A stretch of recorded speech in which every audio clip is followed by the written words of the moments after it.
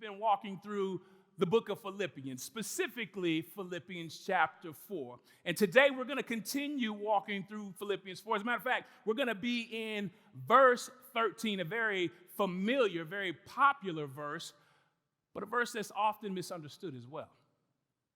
Now you might ask, how is that verse misunderstood? I can do all things through Christ who gives me strength.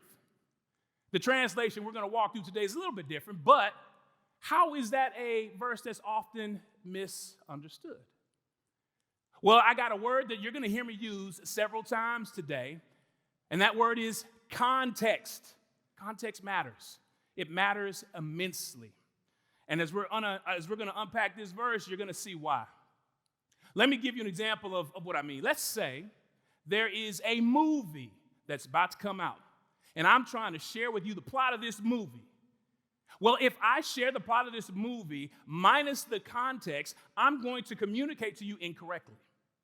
Context is those circumstances or those facts that surround the plot.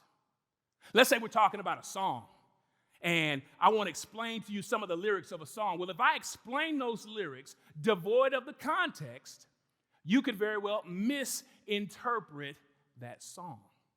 Context matters.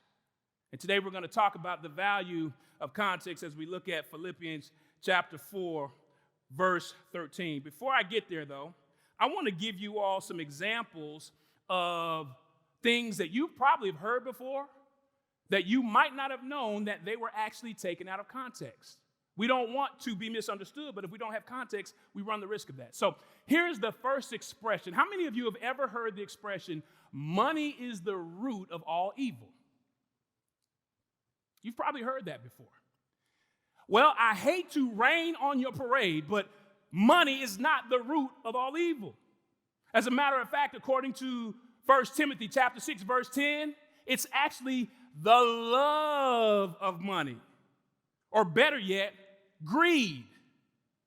If you take that statement out of context, you run the risk of thinking money's bad. Here's another one. Blood is thicker than water. You ever heard that one before?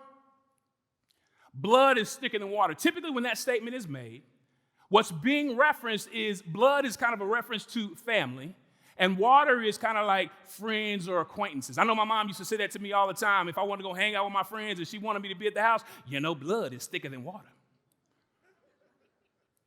Well, here it is, y'all. That statement doesn't actually mean what we have typically heard.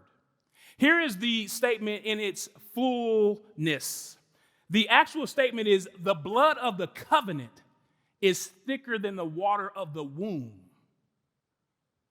The blood of the covenant is thicker than the water of the womb. And because of a lack of context, we run the risk of misunderstanding that statement. Here's really what that means.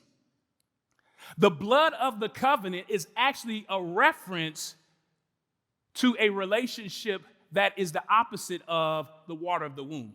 See, the water of the womb is a reference to family. But the blood is actually referring to that which is even more solid. And so let me say it this way. Luke chapter 14, verse 26. Listen to what Jesus says. If anyone comes to me and does not hate his own father and mother, wife and children, brothers and sisters, yes, and even his own life, he cannot be my disciple.